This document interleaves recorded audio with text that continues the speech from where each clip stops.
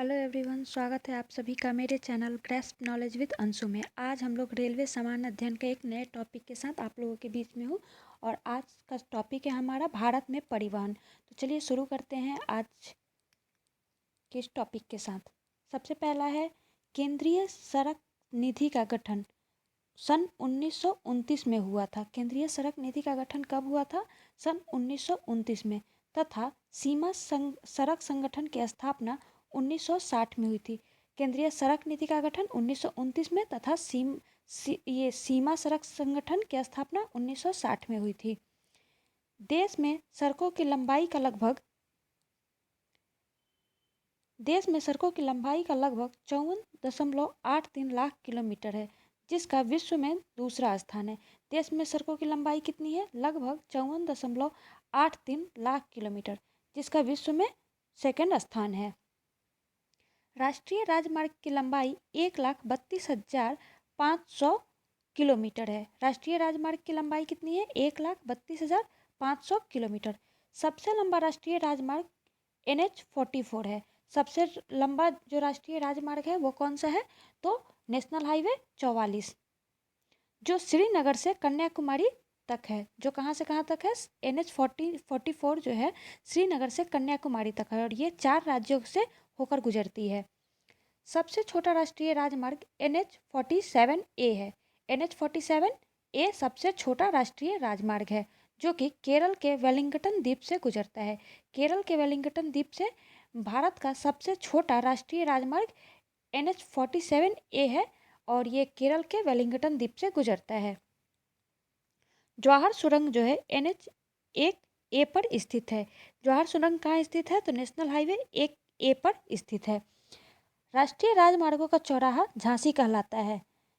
राष्ट्रीय राजमार्गों का चौराहा कौन सा है? तो झांसी। झांसी जो है राष्ट्रीय राजमार्गों का चौराहा है। NH1 और 2 को सम्मिलित रूप से ग्रैंड ट्रंक रोड कहा जाता है। NH1 और 2 को मिलाकर संयुक्त रूप से ग्रैंड ट्रंक रोड कहलाता है, GT रोड, जो कि कोलकाता से अमृतसर के बीच में है। कोलकाता से अमृतसर के बीच में NH1 और 2, जिसे मिलाकर ग्रैंड ट्रंक रोड कहा जाता है। राष्ट्रीय राजमार्ग के निर्माण एवं रखरखाव की जिम्मेदारी केंद्र सरकार की होती है। राष्ट्रीय राजमार्गों के निर्माण और रखरखाव की जिम्मेदारी किसकी होती है? तो ये होती है केंद्र सरकार की। और राजकीय राजमार्ग के निर्माण एवं देखरेख की जिम्मेदारी राज्य सरकार की होती है।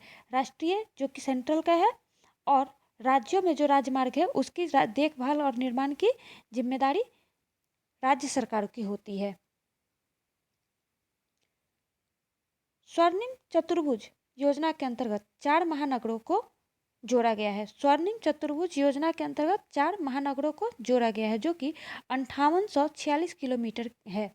स्वर्णिम चतुर्भुज योजना के अंतर्गत 4 महानगरों को जोड़ा गया है, जो कि 5846 किलोमीटर है और ये 4 महानगर हैं: दिल्ली, कोलकाता, चेन्नई और मुंबई। 10 नवंबर को परिवहन दिवस व 7 से 13 जनवरी को सड़क सुरक्षा सप्ताह मनाया जाता है। 10 नवंबर को कौन सा दिवस मनाया जाता है? तो परिवहन दिवस। और 7 से 13 जनवरी के बीच सड़क सुरक्षा सप्ताह के रूप में मनाया जाता है। सड़कों की सर्वाधिक लंबाई महाराष्ट्र में है। सड़कों की सर्वाधिक लंबाई कहाँ पे है? तो महाराष्ट्र में है। और सड़कों की न्यूनतम लंबाई कहाँ है? सिक्किम में। सड़कों की सबसे कम लंबाई जो है सिक्किम में है और सबसे ज़्यादा महाराष्ट्र में है।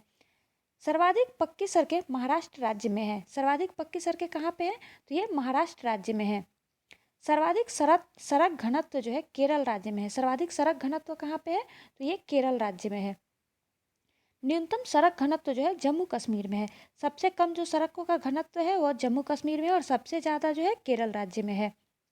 सर्वाधिक कच्ची सड़कें उड़ीसा राज्य में है। सर्वाधिक कच्ची सड़कें कहाँ पे है? तो उड़ीसा राज्य में है।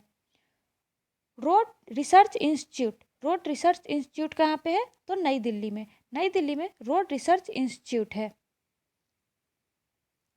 भारत में वायु परिवहन की शुरुआत 1911 ईस्वी में प्रयागराज से नैनी के बीच हुई थी।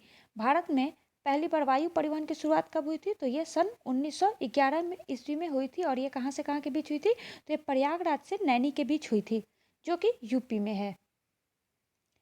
एयर इंडिया की स्थापना 1953 में हुई थी। एयर इंडिया की स्थापना कब हुई थी? तो 1953 में हुई थी। एशिया की सबसे बड़ी हेलीकॉप्टर सेवा पवन हंस की स्थापना 15 अक्टूबर 1985 में हुई थी। एशिया की सबसे बड़ी हेलीकॉप्टर सेवा कौन सी है? तो ये है पवन हंस और इसकी स्थापना 15 अक्टूबर 1985 में हुई थी। भारतीय विमानपत्तन प्राधिकरण का गठन कब हुआ था? तो ये हुआ था 1 अप्रैल 1995 को। भारतीय विमानपत्तन प्राधिकरण का गठन हुआ था 1 अप्रैल 1995 को। कोच्चि के नेदुबसरी का हवाई अड्डा भारत का प्रथम निजी क्षेत्र का हवाई अड्डा है। कोच्चि का नेदुबसरी का हवाई अड्डा जो है भारत का प्रथम प्राइवेट क्षेत्र का हवाई अड्डा है। भारत में 13 बड़े और 200 छोटे बंदरगाह हैं। भारत में 13 बड़े और 200 छोटे बंदरगाह हैं। देश का सबसे बड़ा बंदरगाह मुंबई है। देश का सबसे बड़ा जो बंदरगाह है वह है मुंबई बंदरगाह। नहावा सेवा जो इसे जवाहरलाल नेहरू भी कहा जाता है, देश का सबसे बड़ा कृत्रिम एवं आधुनिक बंदरगाह है। नहावा सेवा जो है देश का सबसे बड़ा कृत्रिम और आधुनिक बंदरगाह है, जिसे जवाहरलाल नेहरू पोर्ट भी कहा जाता है। कांडला जो कि गुजरात में है, ज्वारीय बंदरगाह है, जिसे मुक्त व्यापार क्षेत्र घोषित किया गया है। कांडला बंदरगाह जो है ज्वारीय बंदरगाह है और इसे मुक्त व्यापार क्षेत्र घोषित किया गया है। सबसे पुराना एवं कृत्रिम बंदरगाह चेन्नई है। सबसे पुराना और कृत्रिम रूप से बनाया गया बंदरगाह जो है वो चेन्नई है। मुंबई एवं कोचीन के बंदरगाह प्राकृतिक है। मुंबई और कोचीन के जो बंदरगाह हैं वो प्राकृतिक रूप से हैं। पहला रसायन बंदरगाह दहेज गुजरात में है। पहला जो रसायन बंदरगाह है दहेज गुजरात में है। सबसे गहरा बंदरगाह विशाखापत्तनम में है। सबसे जो गहरा बंदरगाह है वो विशाखापत्तनम में है। बड़ा पृष्ठ प्रदेश वाला बंदरगाह कोलकाता है। बड़ा पृष्ठ प्रदेश वाला जो बंदरगाह है वो कोलकाता बंदरगाह है। सबसे बड़ा कंप्यूटराइज्ड एवं निगमित बंदरगाह कामराज, पुराना नाम जो है एन्नोर, चेन्नई में है। सबसे बड़ा कंप्यूटराइज्ड और निगमित बंदरगाह जो है कामराज वो चेन्नई में है, जिसका पुराना नाम एन्नोर बंदरगाह हुआ करता था। तूतीकोरिन तमिलनाडु का एक मत्स्य पत्तन है। तूतीकोरिन जो तमिलनाडु में है एक मत्स्य पत्तन है। मर्मागुआ पत्तन गोवा राज्य में स्थित है। मर्मागुआ पत्तन कहाँ पे है? तो ये गोवा राज्य में स्थित है। ये बहुत बार एग्जाम में मिलान करने में पूछ लिया जाता है कि कौन सा बंदरगाह कहाँ पे स्थित है। पारादीप बंदरगाह ओडिशा राज्य में स्थित है। पारादीप बंदरगाह कहाँ पे है? तो ओडिशा राज्य में स्थित है। अलेपी बंदरगाह केरल राज्य में स्थित है। अलेपी बंदरगाह कहाँ पे स्थित है? तो ये केरल राज्य में स्थित है।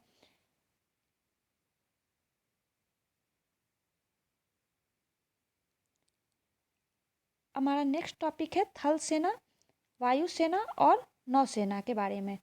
तो ये हमारी भारतीय प्रतिरक्षा प्रणाली के बारे में। थल सेना, वायुसेना तथा नौसेना का मुख्यालय नई दिल्ली में स्थित है। थल सेना और वायुसेना तथा नौसेना का मुख्यालय कहाँ पे है? तो नई दिल्ली में स्थित है। भारत के प्रथम रक्षा मंत्री बलदेव सिंह थे। भारत के प्रथम रक्षा मंत्री कौन थे? तो ये बलदेव सिंह थे। थल सेना को 7 कमान में बांटा गया है। थल सेना को कितने कमान में बांटा गया है? तो इसे 7 कमान में बांटा गया है। पहला है दक्षिणी कमान पुणे में जिसका मुख्यालय है, मध्य कमान लखनऊ में, पूर्वी कमान कोलकाता में, उत्तरी कमान उधमपुर में, पश्चिमी कमान चंडीगढ़ में, दक्षिण पश्चिम कमान जयपुर में तथा प्रशिक्षण कमान का मुख्यालय शिमला में है। तो ये थल सेना की 7 कमान का मुख्यालय है। भारतीय थल सेना के प्रथम कमांडर इन चीफ, थल सेना के जो सेनापति होते हैं उन्हें कमांडर इन चीफ कहा जाता है। कौन थे फर्स्ट में थल सेना के commander in chief? KM. Cariappa. KM. Cariappa जो थे भारतीय थल सेना के प्रथम कमांडर इन चीफ थे। प्रथम फील्ड मार्शल जो थे जनरल मानिक शॉ थे। प्रथम फील्ड मार्शल जो है जनरल मानिक शॉ थे। भारत की थल सेना विश्व की चौथी, वायुसेना 5वीं तथा नौसेना 7वीं बड़ी सेना है।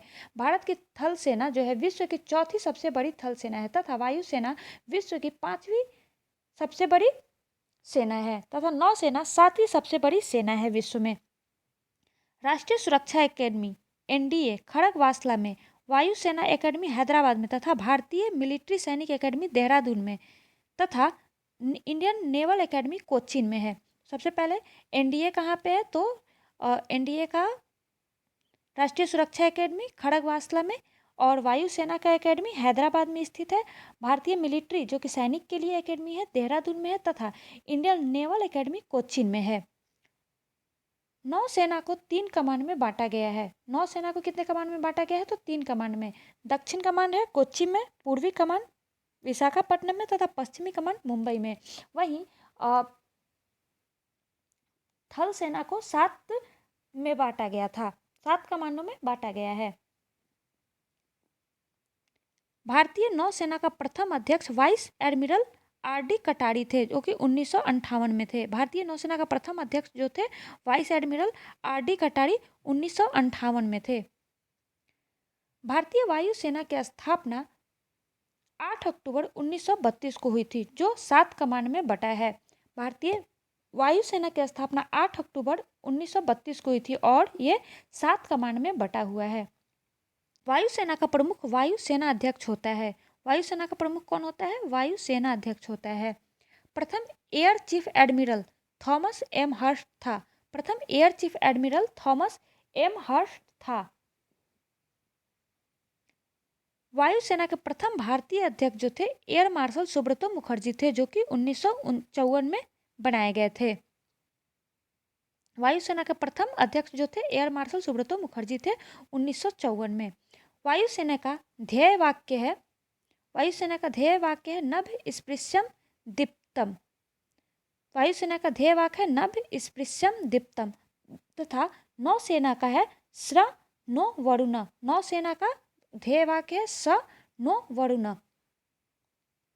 भारत का सर्वोच्च वीरता पुरस्कार जो है परमवीर चक्र है। भारत का सर्वोच्च वीरता पुरस्कार है परमवीर चक्र, और जिसके प्रथम विजेता थे मेजर सोमनाथ शर्मा। परमवीर चक्र के प्रथम विजेता थे मेजर सोमनाथ शर्मा, जिन्हें नवंबर 1947 में यह पुरस्कार दिया गया था। तीनों सेनाओं का प्रमुख राष्ट्रपति होता है। तीनों सेनाओं का प्रमुख जो होता है वो राष्ट्रपति होता है। थल सेना का प्रधान chief of the army staff, जल सेना का प्रधान एडमिरल रैंक के chief of the naval staff तथा वायु सेना का प्रधान एयर चीफ मार्शल रैंक का चीफ ऑफ द स्टाफ होता है। थल सेना दिवस 15 जनवरी को, नौ सेना दिवस 4 दिसंबर को तथा वायु सेना दिवस 8 अक्टूबर को मनाया जाता है। थल सेना दिवस कब मनाया जाता है? तो 15 जनवरी को।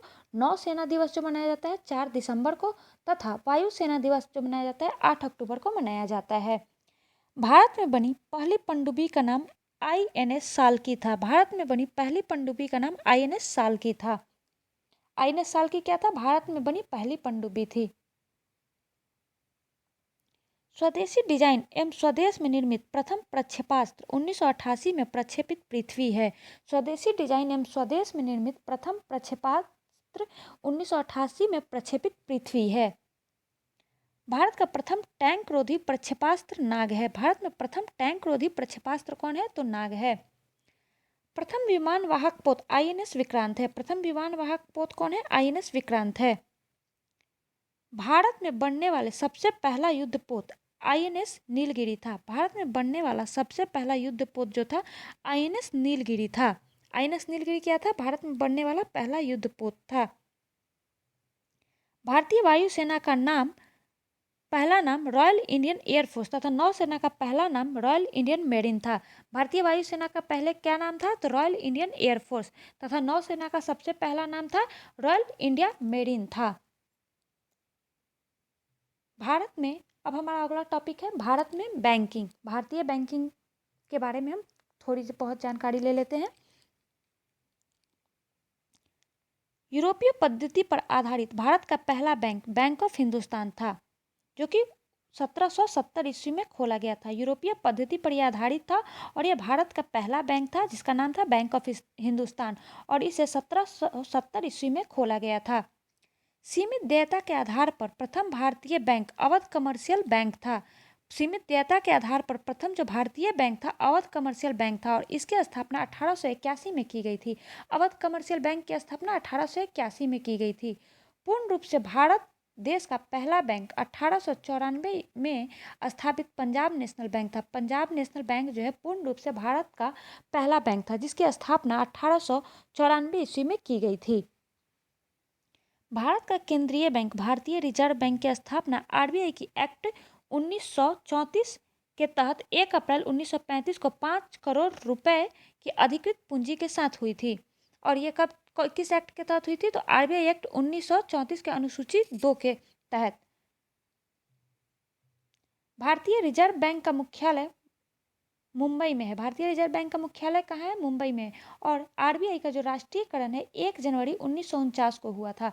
आरबीआई की स्थापना हुआ था 1935 में और इसका राष्ट्रीयकरण 1 जनवरी 1949 को किया गया था। भारत का सबसे बड़ा बैंक, सरकार का बैंकर तथा बैंकों का बैंक भारतीय रिजर्व बैंक है, जिसकी वित्तीय वर्ष 1 जुलाई से 30 जून होता है। आरबीआई का जो वित्तीय वर्ष होता है वो 1 जुलाई से 30 जून के बीच होता है। और इसे भारत का सबसे बड़ा बैंक सरकार का बैंकर तथा बैंकों का बैंक कहा जाता है। रिजर्व बैंक के प्रथम गवर्नर जो थे ऑसबर्न स्मिथ थे।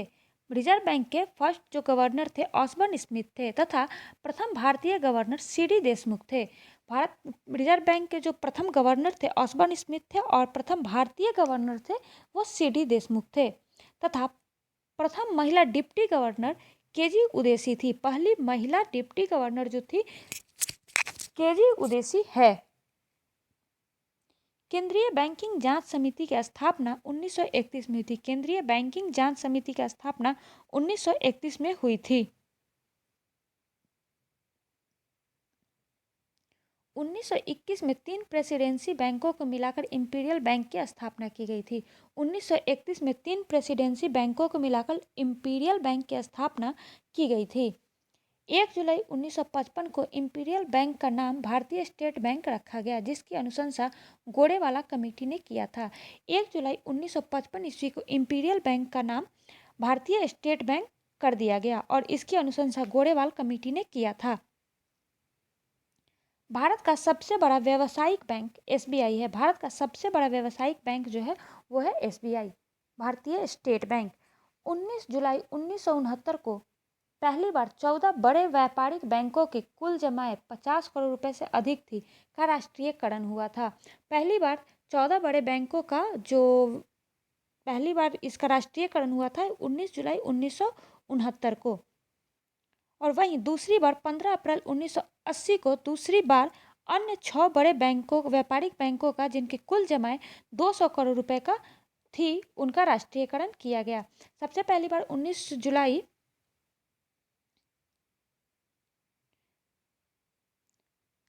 सबसे पहली बार जब बैंकों का राष्ट्रीयकरण किया गया था 19 जुलाई 1969 को, जो 14 बड़े व्यापारिक बैंक थे जिनकी कुल जमा 50 करोड़ रुपए से अधिक थी उनका राष्ट्रीयकरण किया गया। वहीं दूसरी बार 15 अप्रैल 1980 को 6 बड़े व्यापारिक बैंक जो थे जिनकी कुल जमा 200 करोड़ से ज़्यादा थी उनका राष्ट्रीयकरण हुआ था। भारत में बैंकों का राष्ट्रीयकरण इंदिरा गांधी के समय किया गया था। भारत में बैंकों का राष्ट्रीयकरण इंदिरा गांधी के समय किया गया था और ये हजारी समिति के संस्तुति पर किया गया था। भारत में बैंकों का राष्ट्रीयकरण हजारी समिति के संस्तुति पर किया गया था। बैंकों के राष्ट्रीयकरण के समय एल के झा आरबीआई के गवर्नर थे।